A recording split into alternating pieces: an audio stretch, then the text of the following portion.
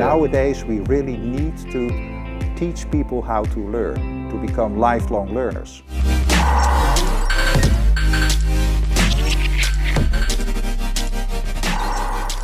So hello everyone, I'm Nicholas Karger and I'm here today with Jeroen Jansz, the Academic Director of Community for Learning and Innovation, otherwise also known as CLI.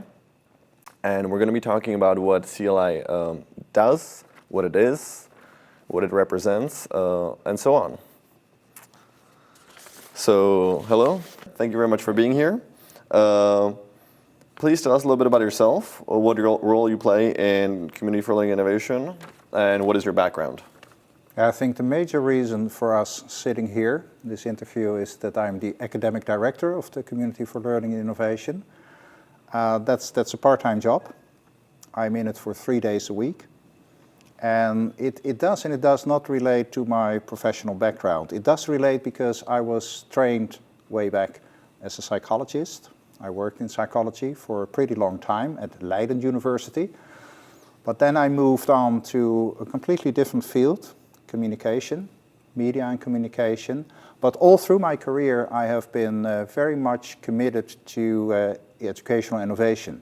And way back in the 19s, for example, that was completely different compared to what we do now, because technology was far less advanced. So it was mostly, I was the video guy in the early days of my career. I used a lot of video in my classes.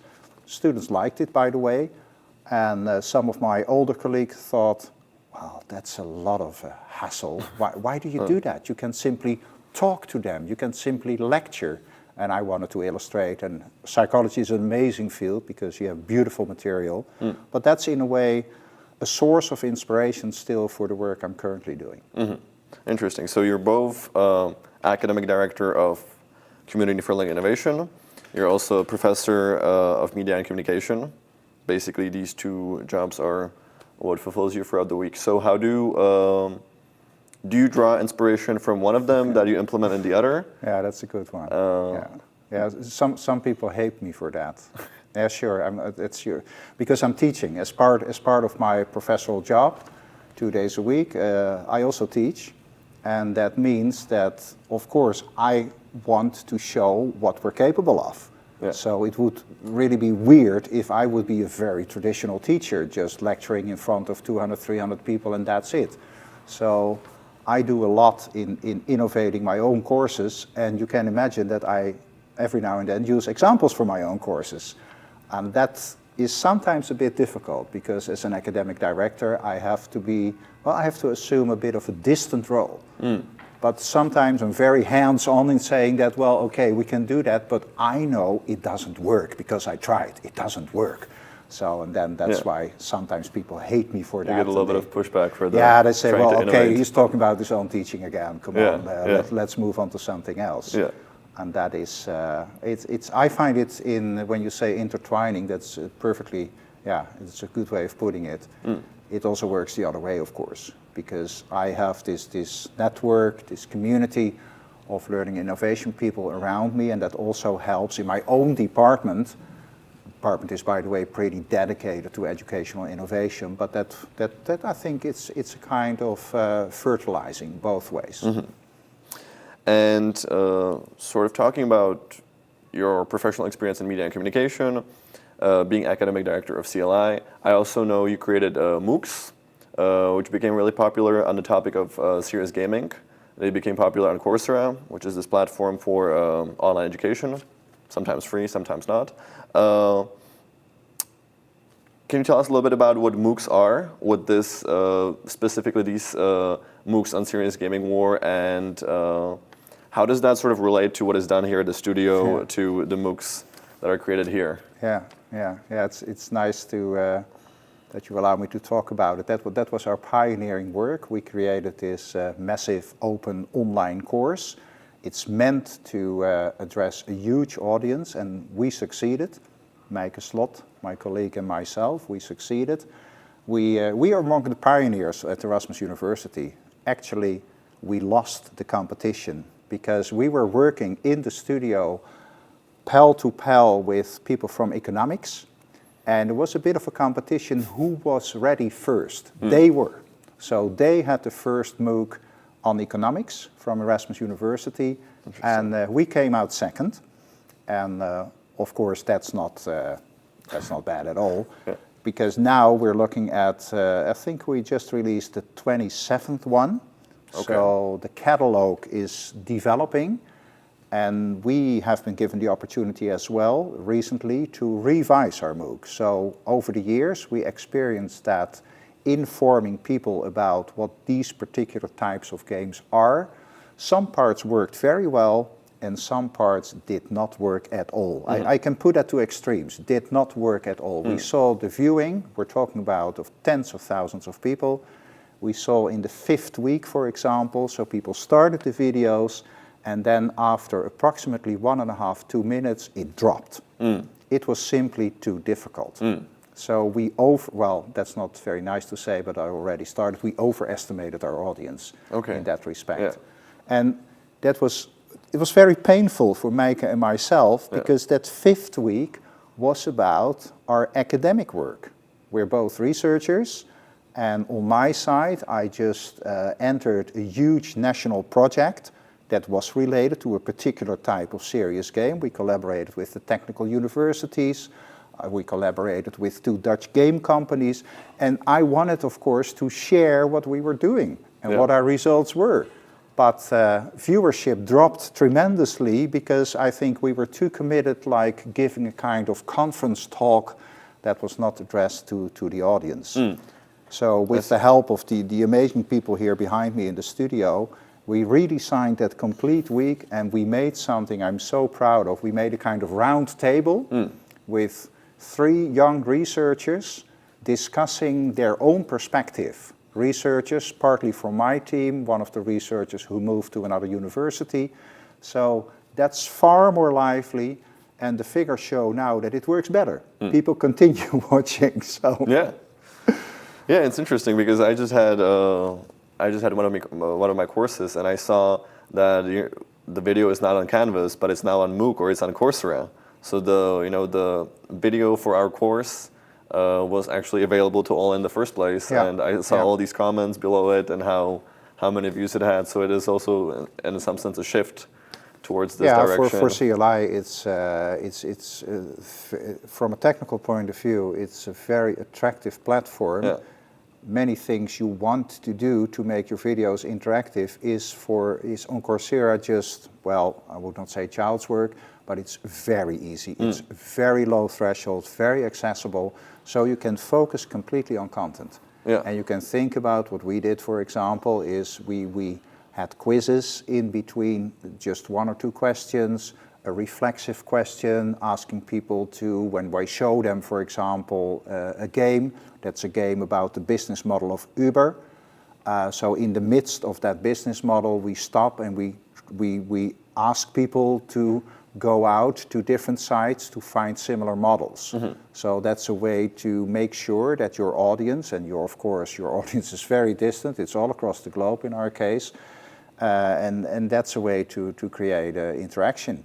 And for me, and for CLI in general, we learned an awful lot for making these MOOCs from 2016, 2015 onwards. In 16 they were released, especially during the COVID-19 crisis. We knew already what kind of online interaction works and what kind of online interaction does not work well. So I think that's a very simple benefit from the fact that Erasmus University started pioneering pretty early with massive open online courses. And it's also, interestingly, a pretty altruistic or pretty nice idea, because you're basically allowing these videos to be publicly shared. It's sort of some sort of democratization of education. That was indeed mostly the motivation of Meike and myself. Talking about myself, I have a very long history in what is now called the public service of science. In psychology, for example, way back as a young researcher, I already collaborated with, for example, trade unions, organizations of people whose parents came from Morocco or Tunisia in order to do projects that were to the benefit of them. So it was a very kind of applied kind of research.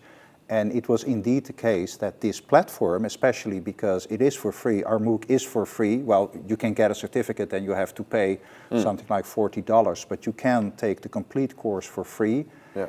And I'm sometimes moved by the very nice responses we get in the chat from people, that indeed people who don't have the let's say, the resources to delve into a particular topic can just touch upon this, touch upon that. They sometimes send us emails and say, well, I'm sure now I want to become a game designer, and we're pretty clear that we're not training you to become a game designer, and they ask for advice. Can I take a MOOC on that? Yes, you can, that one.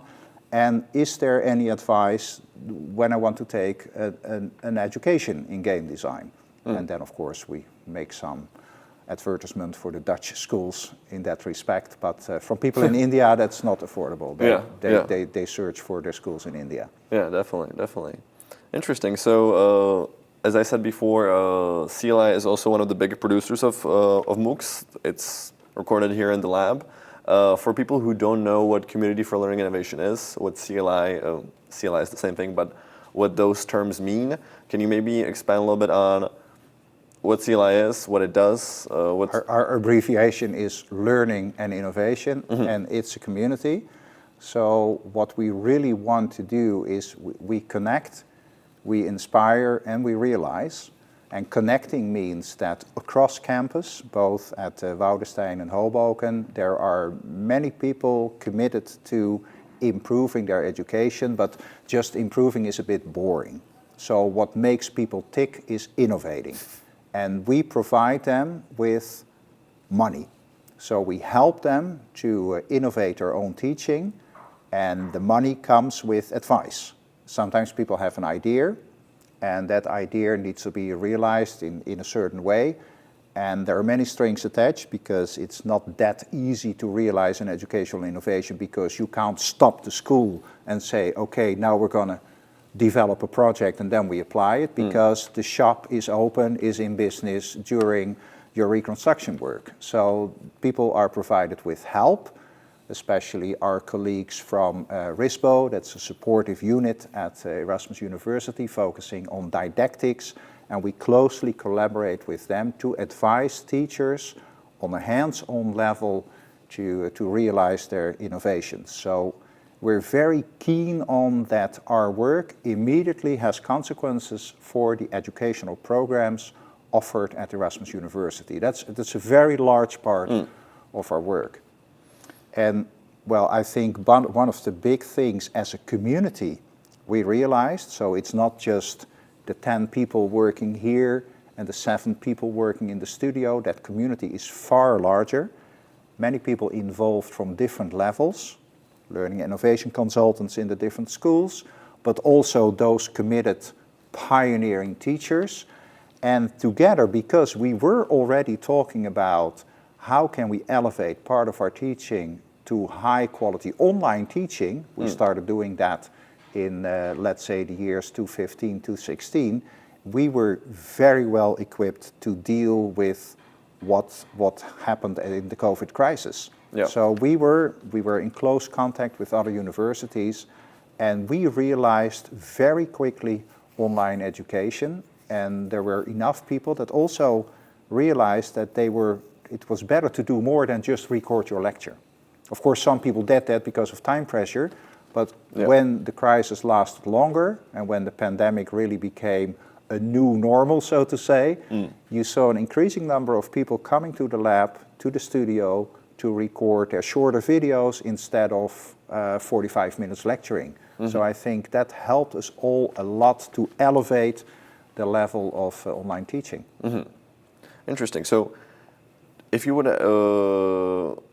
if you had to sort of sum it up in one sentence or define it in a phrase, what CLI is it a innovation hub? Is it a sort of tool for teachers to innovate education and get support? I think the hub is the proper word, because the hub includes both the connecting part, it includes the inspiring part, and it includes the realization we do. And it's in the name, of course, learning and innovation, but it is Yeah. actually innovating learning. But Yeah. that sounds ugly. So you innovate your teaching, but you do that with the focus that it's not the teaching ultimately, but it's the learning.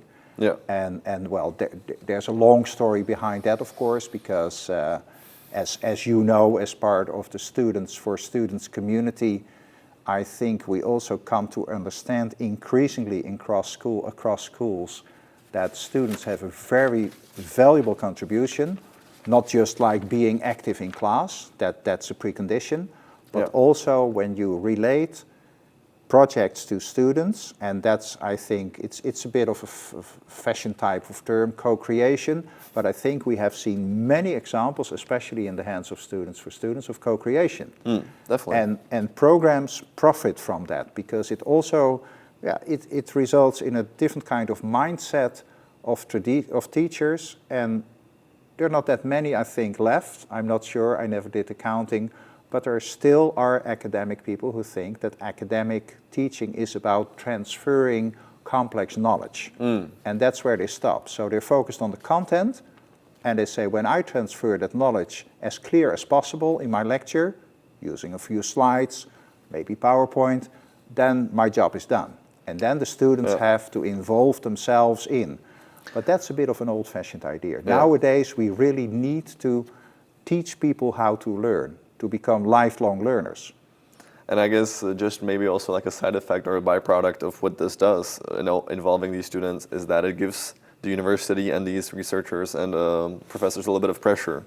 If the students are, okay, we're not learning this, we're going to make our own course, it's sort of also feedback to the university, I suppose. Yeah, that's what's happening in Students for Students. I think one of the very clear examples is in Turing Society, so focusing on coding, creates a situation where I think an increasing number of programs at Erasmus University are now thinking about when we prepare our students for the digitized world. Yeah. That's not only something that happens in mathematics, we don't have mathematics here, but it's in all fields, and a proper understanding of what coding amounts to is very helpful. Yeah, that's, by the way, a nice link to my past. I had that excellent professor in psychology who, imagine this is talking about 1984, the year, not the novel. And he said, well, the world is changing. There are major developments. So if I can give you an advice, take your courses in informatics, as it was called in the Netherlands. So I have, as a minor, I have informatics. Me as well. Career, was by the way pretty difficult to accomplish. Yeah. It was hard. I'm not a mathematical person, I think, but I can relate. Yeah, he was really a pioneer in emphasizing that we should prepare ourselves for the future. He said, well, you are using computers already, but it's important that you understand the basic of how the things work. Yeah, no, definitely. So maybe another question with regards to, now we know what CLI is, what it does. I was wondering, how did it evolve or change over time? Because it had to start, in my opinion, from something smaller than it is now, supposedly, with a naive sort of presumption. Yeah. How did it grow, or how did it expand? Yeah, your presumption is correct.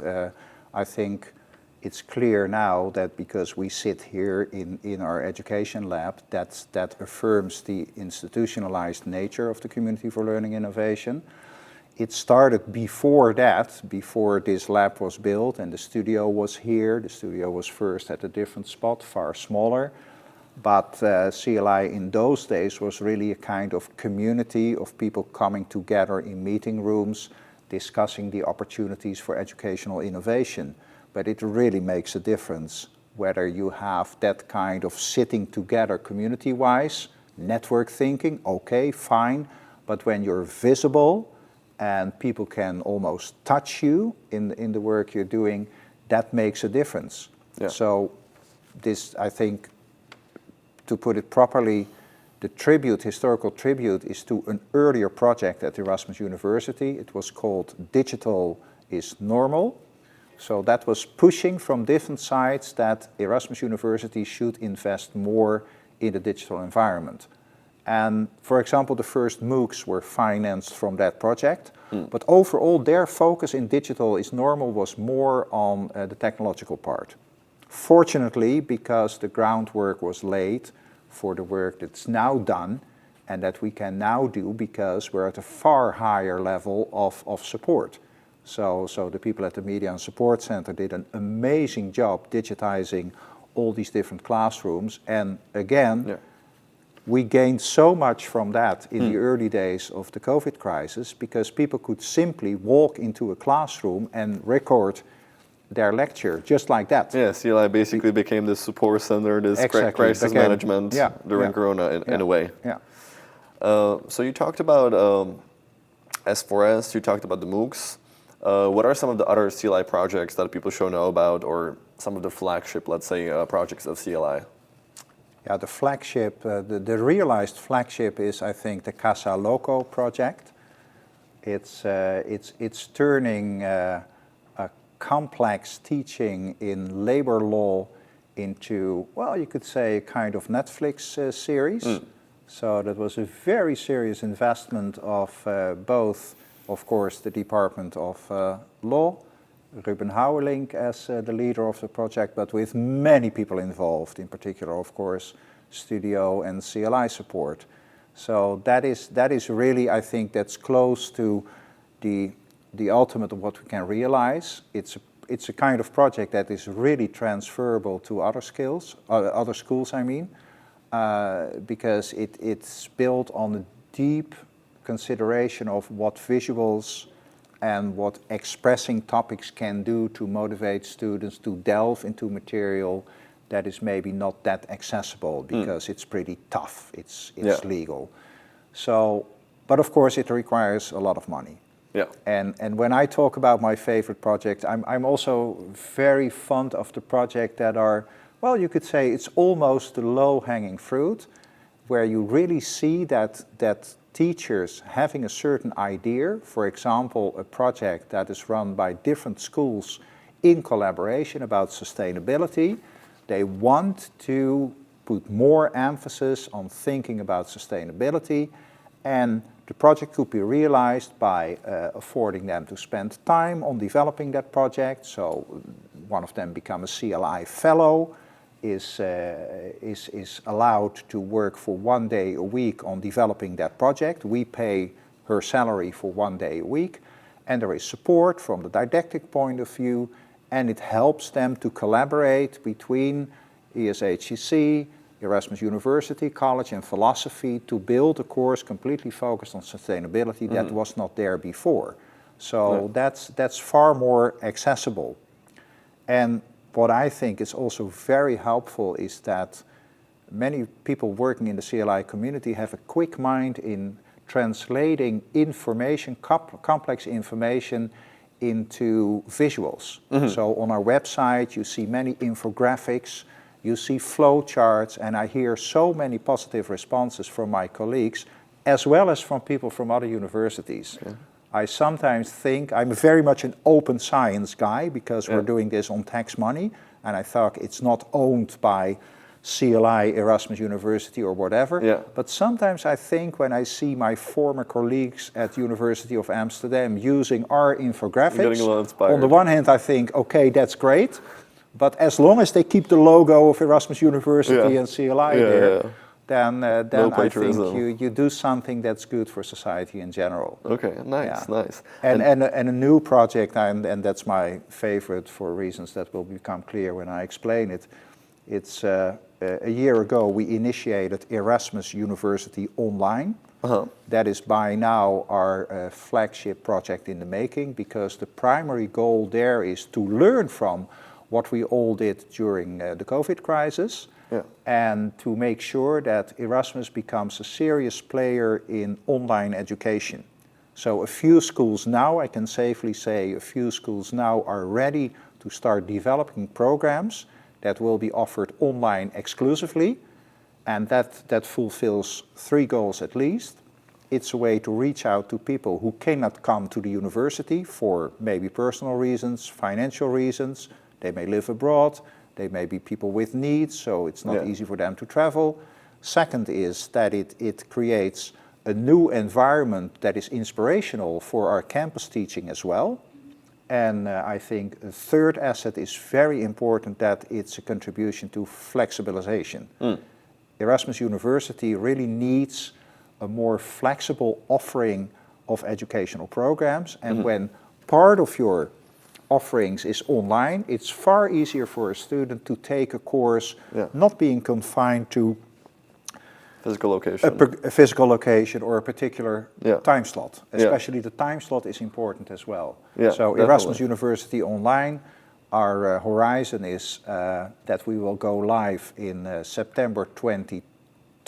So it's a bit in the future, but we're working very hard with by now 3 different schools in realizing particular programs. So that's my favorite, because I'm in charge of that project. Very interesting. And so you talked about the website and how you have nice visuals and how it's sometimes inspiring. When I look at the website and when I look at CLI on the website, it's underneath the vision sort of column, the tab.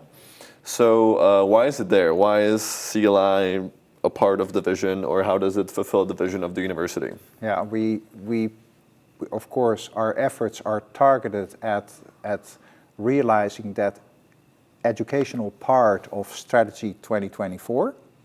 So the Erasmus University strategy, that as far as education is concerned, has this future-proof education.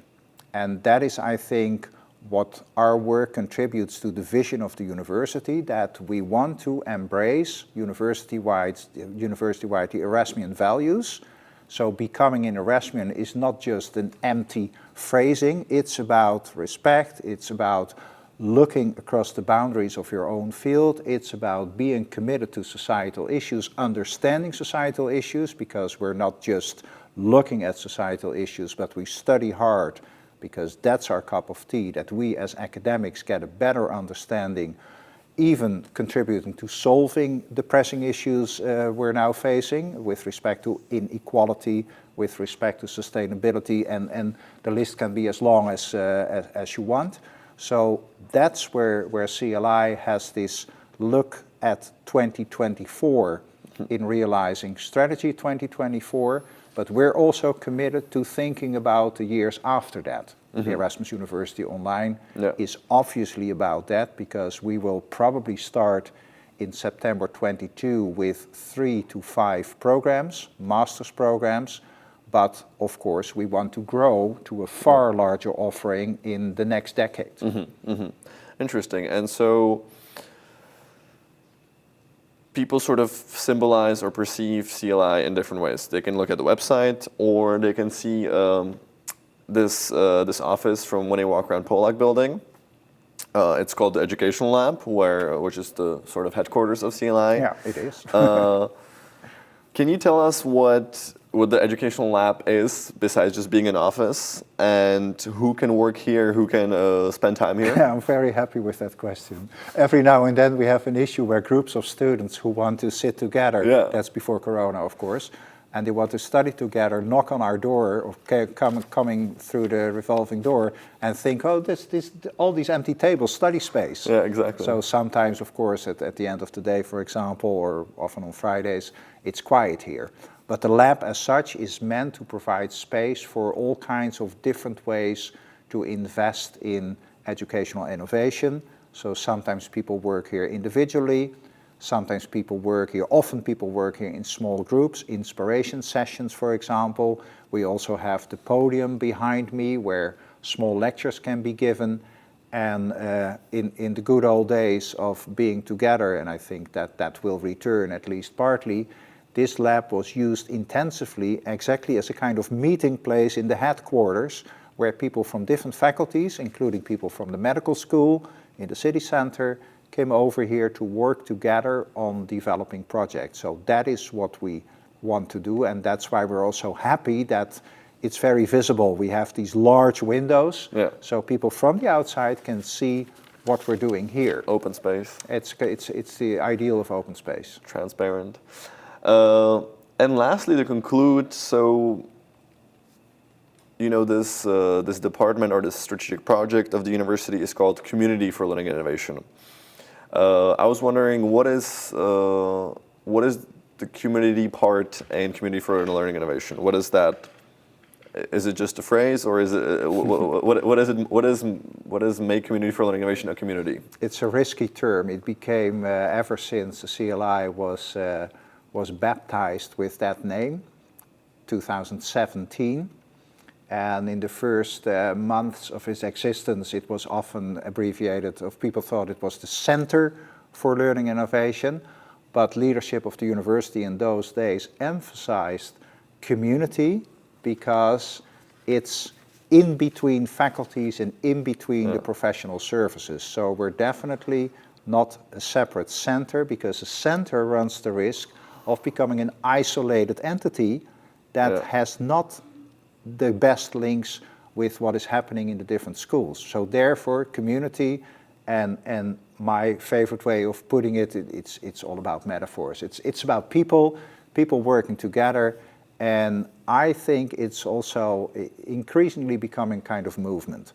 Okay. So when I started in my position as an academic director, in my maiden speech, so to say, when people were asking me, what's your ideal? I said, well, when this community that's already there, people are looking in the proper direction, putting their efforts in educational innovation, but if we can turn this into a movement where people feel even really sorry that they don't belong to the movement, and are taking next steps in order to become part of the movement, then we're working in the proper direction. Because, well, it's obvious, education is one of the core tasks of a university, and a university in the city of Rotterdam is committed to innovation. So if we can link these two together, then we really make things happen.